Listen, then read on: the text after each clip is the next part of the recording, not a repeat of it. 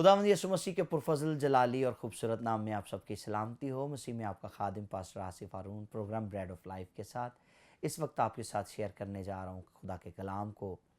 तो आइए हम सर को झुकाएं और आंखों को बंद करें। प्यारे बाप यीशु के नाम से हम शुक्रगुजारी करते हैं तेरे कलाम के लिए जो शहद से ज़्यादा मीठा है, जो हमारी नाफ की सेहत और हड्डियों के लिए ताज़गी है। तेरा कलाम जो हमें हर सुबह आसूदा करता है। खुदावंद खुदा हमें फ़ज़ल बख्श, हम तेरे कलाम में पेवस्त रहे, हम तुझ में मामूर होते चले जाएं और तेरा पाक रूह हमारा मुआवन ठहरे। खुदावंद तू मदद कर और संभाल, कसरत की बरकत दे, मसीह के नाम से आमीन।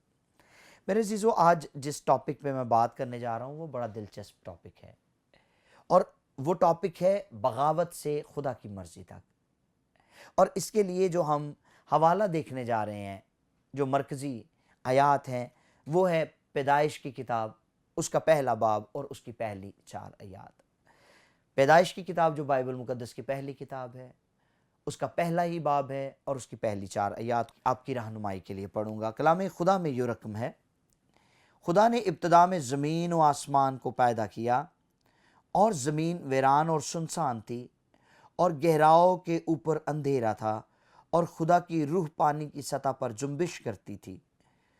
और खुदा ने कहा कि रोशनी हो जा, और रोशनी हो गई। और खुदा ने देखा कि रोशनी अच्छी है, और खुदा ने रोशनी को तो दिन कहा और तारीकी को रात। और शाम हुई और सुबह हुई, सो पहला दिन हुआ। कलाम खुदा के पढ़े, सुने, समझे और सीखे जाने पर खुदा की बरकत हो। आइए हम देखते हैं इन आयात के मुतालिक जिनको हमने पढ़ा है। मेरे अज़ीज़ों, पैदाइश की किताब का जब हम पहला बाब और पहली ही आयत पढ़ते हैं तो वहां पर लिखा है, इब्तिदा में खुदा ने ज़मीन और आसमान को पैदा किया। और अगली आयत में लिखा है ज़मीन वीरान और सुनसान थी। अब क्या कभी आपने गौर किया है कि खुदा के कामों में कामलियत पाई जाती है और खुदा कभी भी किसी काम को अधूरा नहीं छोड़ता, ना ही खुदा के काम अधूरे होते हैं। इंसान तो किसी काम को करने का कसद करता है, इरादा करता है, और फिर कभी उसका इरादा बदल भी जाता है, कभी उसका मूड नहीं होता, कभी वो समझता है कि अभी हालात सिचुएशन ऐसी नहीं है कि मैं काम कर पाऊं, है ना। सो बहुत सारी चीज़ें जो हैं वो उसके काम में ऑब्स्टिकल्स पैदा करती हैं, रुकावटें पैदा करती हैं और वो अपने उस काम को मुकम्मल नहीं कर पाता। तो फिर क्यों कर खुदा के काम में ऐसा हुआ, जबकि खुदा ऐसा नहीं करता। खुदा जिस काम को शुरू करता है उसको मुकम्मल करता है और खुदा के हर काम में कामलियत पाई जाती है। तो फिर क्यों कर ऐसा हुआ कि खुदा ने ज़मीन और आसमान को बनाया लेकिन ज़मीन वीरान हो गई और इतना मैसअप और इतनी बेतरतीबी।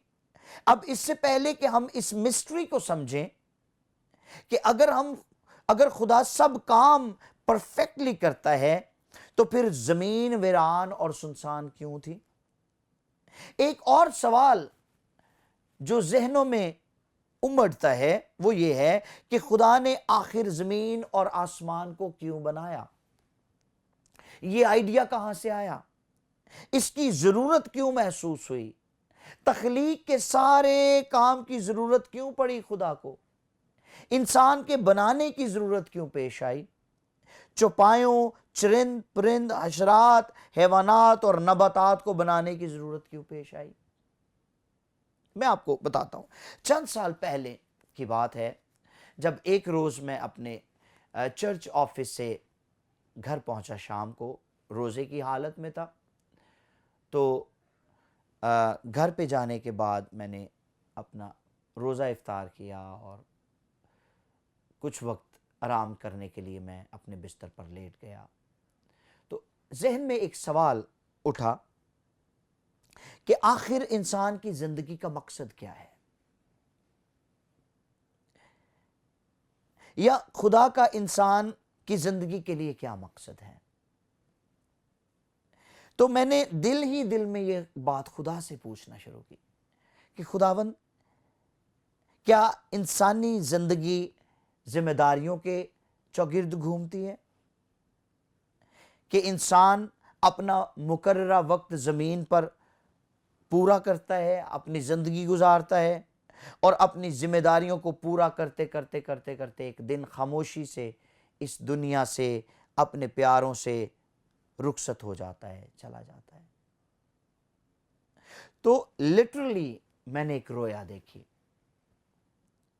اور جو خدا کا جواب تھا وہ اس رویا کے ذریعے مجھے ملا، اور خدا نے مجھے جو کچھ دکھایا اس کو میں آپ کے ساتھ شیئر کرنا چاہتا ہوں۔ اور خدا نے مجھے لٹرلی دکھایا کہ خدا نے زمین اور آسمان کو کیوں بنایا، اور تخلیق کے اس سارے کام کو کیوں کیا، اس کے پیچھے خدا کا مقصد کیا تھا، کیا خدا کرنا چاہتا تھا، کیوں خدا نے اس آئیڈیا کو اٹھا کر ایسا سب کچھ کر دیا۔ اور میں نہیں چاہتا کہ میں اس بھید کو، خدا کے اس کلام کو جو میں نے اس سے پایا ہے اپنے دل میں رکھتا، بلکہ میں نے چاہا کہ آپ سب کے ساتھ اس کو شیئر کروں۔ خدا نے مجھے جو کچھ دکھایا، جو کچھ بتایا، وہ یہ تھا کہ خدا کے حضور فرشتوں کی ایک بہت بڑی گروہ خداوند کی پرستش اور عبادت اور سجدے کرتی ہے، اور ان تمام فرشتوں میں ایک ایسا گروہ جس کا قائد، جن کا بانی، جن کا لیڈر خدا کا مقرب فرشتہ تھا، اور خدا کے داہنی طرف وہ خدا کے لیے گایا کرتا تھا، خدا کی مدح سرائی کرتا تھا۔ میری مراد لوسیفر سے ہے، جو مقرب فرشتہ تھا، جو بعد میں شیطان اور ابلیس کہلایا، جب اس نے خدا کے خلاف بغاوت کی اور اس نے چاہا کہ وہ اپنا تخت خدا کے تخت کے برابر بنائے، اور اس نے اس کے لیے ایک پورا گروہ اپنے ساتھ اٹیچ کر لیا، اور وہ ناپاک فرشتے تھے، ناپاک گروہ تھا، جنہوں نے ابلیس کی بات کو مان کر خدا کے خلاف بغاوت کی۔ تو جب خدا نے یہ جانا کہ ابلیس نے میری بادشاہی اور میری مرضی کے خلاف ایک بڑا پلان کیا ہے، تو خدا نے اس کو اپنے حضور سے نکالنا چاہا، اور اس کو اپنے حضور سے نکالنے کے لیے خدا کو جگہ درکار تھی۔ آخر خدا کو اسے کہیں نہ کہیں تو نکالنا تھا، اور اسے اپنے حضور سے نکالنے کے لیے خدا نے زمین کو پیدا کیا، زمین کو بنایا، تاکہ اپنے مخالف اور اس کے گروہ کو اپنے حضور سے دور کر دے۔ مگر جب خدا نے ابلیس اور اس گروہ کو، ناپاک فرشتوں کو زمین پر پٹخا اور زمین پر پھینک دینے کے باعث ابلیس اور اس کے ناپاک فرشتے، انہوں نے زمین کو ویران اور سنسان کر دیا۔ ان کے گرنے کے باعث وہ زمین جس کو خدا نے بنایا تھا وہ ویران اور سنسان ہو گئی۔ اگر آپ کو اس کے لیے ریفرنس چاہیے تو آپ نوٹ کر لیں، یسایہ کی کتاب ہے، اس کا 14واں باب ہے، اور اس کی 12ویں آیت سے لے کر 14ویں آیت تک ضرور پڑھیے گا۔ اب بات یہاں ختم نہیں ہوئی، کیونکہ پہلی دفعہ ایسا ہوا تھا کہ خدا نے کسی کو بغاوت کے باعث اپنے حضور سے نکال دیا، اور زمین اس فرشتے کے باعث جو ناپاک فرشتہ تھا اور ناپاک فوجیں تھیں، لعنتی ٹھہری، ویران اور سنسان ہو گئی، کیونکہ خدا جس نے اس کو زمین پر پٹک دیا، اب وہ خدا اس زمین کو اس کی اس حالت میں چھوڑنا نہیں چاہتا تھا، اور خدا کو پھر سے زمین کی یاد آئی، کیونکہ خدا نہیں چاہتا تھا کہ ابلیس کی حاکمیت اس زمین کے اوپر ہو، ابلیس کسی طرح سے بھی اپنی حاکمیت اس زمین پر جمائے اور خدا کی مرضی زمین پر پوری ہونے نہ پائے۔ اس لیے خدا نے زمین کی پھر سے فکر کی تاکہ خدا کی مرضی پوری ہو۔ آپ کو پتہ ہے، یسوع مسیح کے شاگرد یسوع سے کہنے لگے، اے استاد ہمیں دعا کرنا سکھا۔ تو یسوع مسیح نے کہا کہ بس تم اس طرح سے دعا کیا کرو کہ اے ہمارے باپ، تو جو آسمان پر ہے تیرا نام پاک مانا جائے، تیری بادشاہی آئے، تیری مرضی جیسی آسمان پر پوری ہوتی ہے زمین پر بھی ہو۔ ہاللیلویہ۔ یسوع مسیح کی اس دعا میں ہر فکرے پر غور کریں۔ اے ہمارے باپ تو جو آسمان پر ہے تیرا نام پاک مانا جائے۔ یہ زمین کی بات ہے، اور زمین کے اوپر خدا کا پاک نام پاک نہ مانا جائے، یہ ابلیس کا پلان ہے۔ وہ نہیں چاہتا کہ خدا کے نام کو جلال دیا جائے۔ پھر یسوع نے کہا تیری بادشاہی ہے، اس کا مطلب ہے کہ خدا کی بادشاہی ابھی اس زمین میں نہیں آ رہی۔ پھر تیری مرضی زمین پر پوری ہو، تو زمین پر خدا کی مرضی ابھی تک پوری نہیں ہو رہی۔ وجہ کیا ہے؟ وجہ یہ ہے کہ یہ زمین ابلیس کی ٹیریٹری ہے، کیونکہ اس کو اور اس کے ناپاک فرشتوں کو اس زمین پر پھینک دیا گیا۔ اس لیے خدا کنسرن تھا، اور خدا نے پھر سے اس زمین کی فکر کرنا شروع کی۔ آج خدا کی مرضی پوری ہو رہی ہے، لیکن ایمانداروں کی زندگیوں میں، مسیحی ایمانداروں کی زندگیوں میں، باقی آپ کو کہیں پر بھی خدا کی مرضی پوری ہوتی ہوئی ابھی نظر نہیں آ رہی۔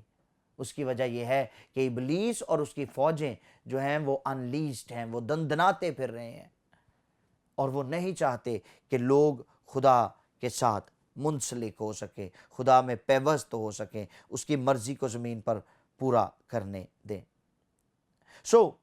کیا ہوا؟ خدا کو جب دوبارہ سے اس زمین کی فکر نے خدا کو تحریک دی، خدا نے پھر سے زمین کے متعلق سوچا، تو کلام میں لکھا ہے کہ خدا کی روح پانی کی سطح پر جنبش کرنے لگی، اور خدا نے اپنی روح کو بھیجا، اور روح کی جنبش جو ہے اس نے چیزوں کو پھر سے دیکھنا شروع کیا، آبزرو کرنا شروع کیا، اور چیزوں کو مرتب کرنا شروع کیا، اور پھر کلام خدا نے بولا، اور لکھا ہے خدا نے کہا، خدا نے کلام بولا۔ جب روح کی جنبش ہوئی، جب روح نے جنبش کرنا شروع کیا، تو اس ساری آبزرویشن کے بعد خدا نے کلام کیا تاکہ چیزوں کو وجود دے سکے۔ اب کیوں وجود دیا؟ خدا نے کیوں روشنی بنائی؟ تاکہ ابلیس کی حاکمیت کو مٹائے۔ خدا نے فضا کو بنایا تاکہ خدا کی مرضی پوری ہو۔ خدا نے خشکی کو بنایا تاکہ خدا کی مرضی پوری ہو۔ خدا نے نباتات کو بنایا تاکہ خدا کی مرضی پوری ہو۔ خدا نے حشرات کو بنایا تاکہ خدا کی مرضی پوری ہو۔ خدا نے اجرام فلکی کو بنایا تاکہ خدا کی مرضی پوری ہو۔ خدا نے پرندوں کو، چوپایوں کو، حیوانات کو بنایا، اور خدا نے انسان کو بنایا کہ خدا کی مرضی پوری ہو۔ ہاللیلویہ۔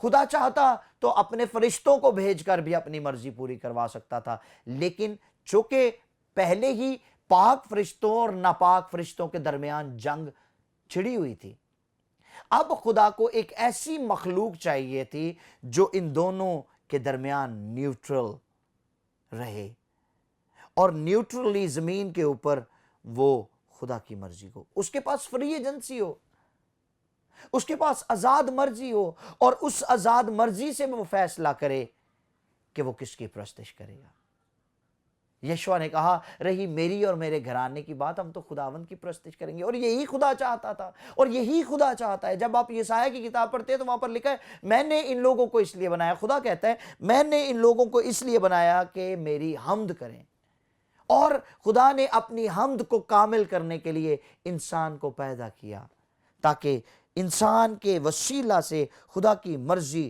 روئے زمین پر پوری ہو سکے۔ یہ تھی تخلیق کی بات کہ کیوں خدا کو یہ سب کچھ کرنا پڑا۔ اب کرتے ہیں بات مخلوق کی۔ تو انسان کا بنایا جانا ابلیس کے لیے ایک بہت بڑا چیلنج تھا۔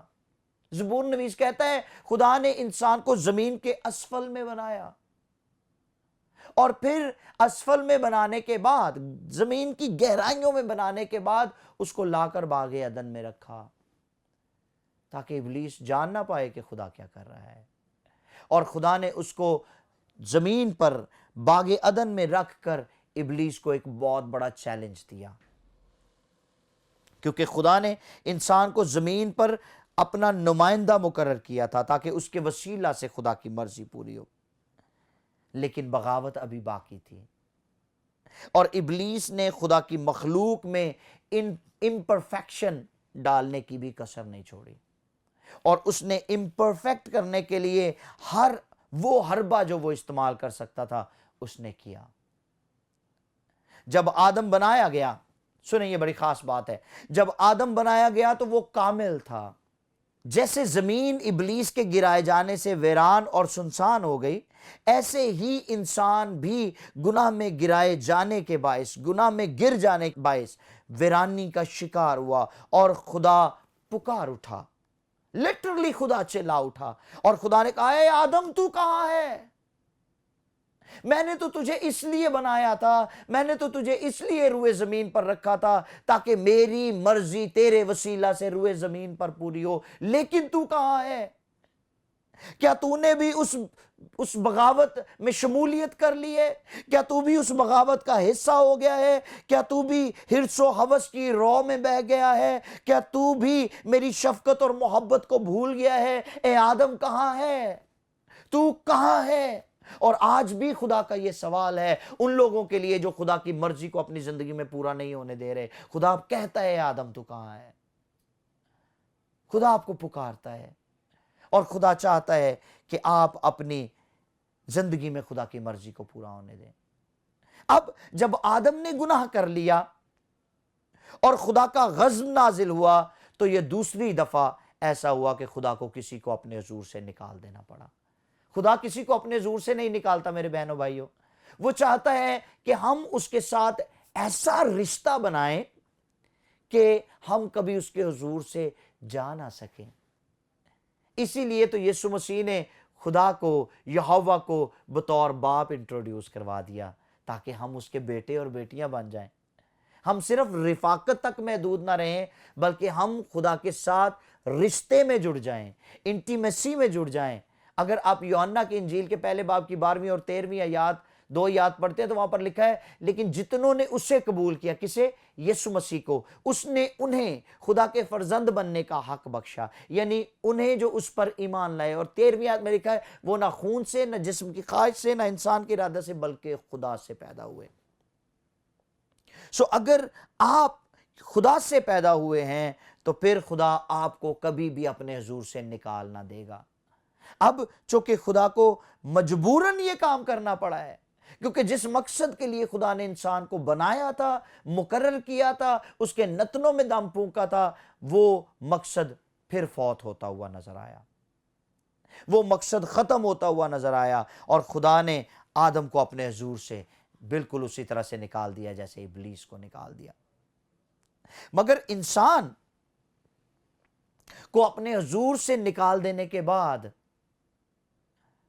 اور سزا دینے کے بعد خدا چین سے نہیں بیٹھا، خدا مطمئن نظر نہیں آ رہا تھا، اس لیے اس کے پاک روح نے بھٹکے اور گمراہ انسان کی تلاش میں پھر سے جنبش شروع کی۔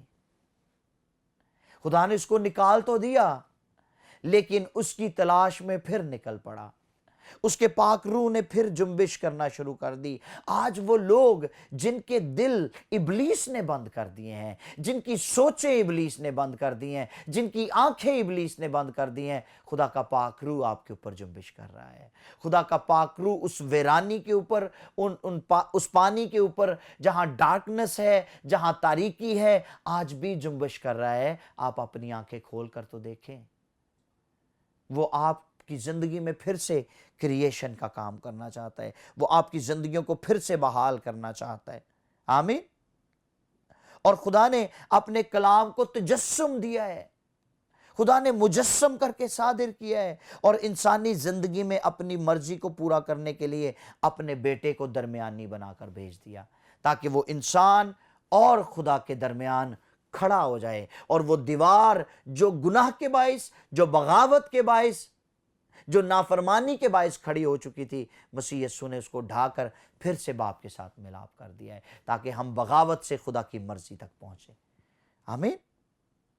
جس نے باپ کی مرضی کو پورا کرنے کا ایک خوبصورت پیٹرن دیا، اس کا نام یسوع ہے۔ وہ ہمارا میڈیٹر ہے، وہ ہمارا درمیانی ہے، اور یسوع نے اپنی زمینی زندگی میں हत्ता अल मकदूर अपने बाप की मर्जी को पूरा किया। आप यूहन्ना 4:31 से 34 तक पढ़ें, वहां पर भी आपको नजर आएगा यीशु लिटरली अपने बाप की मर्जी को पूरा करने की बात करते हैं। मत्ती की इंजील 26वें बाब की 39वीं आयत को पढ़ें, वहां पर भी आपको मिलेगा कि यीशु बाप की मर्जी को पूरा कर रहे हैं। सो मेरे अजीजों, हमें अपनी जिंदगी के मकसद को समझना है। खुशी हो या गम, खुदा की मर्जी हमारी जिंदगी में अव्वलीन तरजीह होनी चाहिए, ताकि हम आइंदा को बागी ना रहें बल्कि खुदा की मर्जी को पूरा करने वाले बन जाएं। आमीन। पैदाइश 1:3 में खुदा ने कहा रोशनी हो जा, और रोशनी हो गई। सो खुदा ने आपको और मुझे रोशनी बनाया है, हमें मुनव्वर किया है अपने बेटे यीशु मसीह के वसीला से, अपने कलाम की कुदरत के वसीला से, अपने पाकरू की जुम्बिश के वसीला से हमें नूर ठहराया है। मत्ती की इंजील 5वें बाब की 4थी आयत में यीशु मसीह ने फरमाया, तुम दुनिया के नूर हो। जो शहर पहाड़ पर बसता है वो छुप नहीं सकता। मतलब ये कि हम बंजर जमीनों को खुदा ने आबाद करके रोशन कर दिया है और अब हम खुदा के फर्जंद हैं। आमीन। We are glory reflectors and we are glory carriers. और हमें इस ग्लोरी को लेकर दुनिया तक पहुंचना है, हमें इस नूर को लेकर, इस रोशनी को लेकर दूर तक पहुंचना है, क्योंकि हम खुदा की रोशनी हैं, हम खुदा के नूर हैं और हमें इस नूर को तारीकी तक लेकर जाना है ताकि तारीकी भाग जाए। और इंग्लिश का एक सेंटेंस मैं आपके साथ शेयर करना चाहता हूं, when light stands next to the darkness the light always wins. Hallelujah. रोशनी की जीत होती है और हमें तारीकी के कामों को रिप्रूव करना है, तारीकी के कामों की मुजम्मत करनी है, ताकि खुदा की कामिल मर्जी हमारी जिंदगियों में पूरी होती रहे। आमीन। हालेलुया। आइए सरों को झुकाएं, आंखों को बंद करें। प्यारे बाप, तेरा शुक्र हो तेरी मोहब्बत और तेरे फजल के लिए। तूने इबलीस को मात देने के लिए, तूने इबलीस को शर्मिंदा करने के लिए हमें रूए ज़मीन पर रखा है, हमें वजूद दिया है, हमें क्रिएट किया है। और खुदावंद खुदा, तूने ये चाहा है कि हमारी ज़िंदगियों में तेरी पाक मर्जी पूरी होती चली जाए, तेरी बादशाही हमारी ज़िंदगियों में पूरी होती चली जाए। और खुदावंद, हम ज़मीन पर रहते हुए इन तमाम चैलेंजेस के बावजूद इबलीस का मुकाबला करें और उसको शर्मिंदा करें। और खुदावंद खुदा, तेरी पाक मर्जी को अपनी जिंदगियों में पूरा करते हुए तेरी बादशाही को रुए जमीन पर एक्सपेंशन दे सके खुदावंद, और तू जलाल पाए। सो तेरा शुक्र करते हैं तेरे कलाम के लिए जो हमें जिंदा रखता है, हमें तकवीयत देता है, हमें सिखाता है, ताकि हम तुझ में जोरावर होते चले जाएं और इस दुनिया में नूर की तरह चमके और तू जलाल पाए। सुनने वालों को कसरत की बरकत दे, मसीह के पाक नाम से मांगते हैं, आमीन। Thank you so much and God bless you all.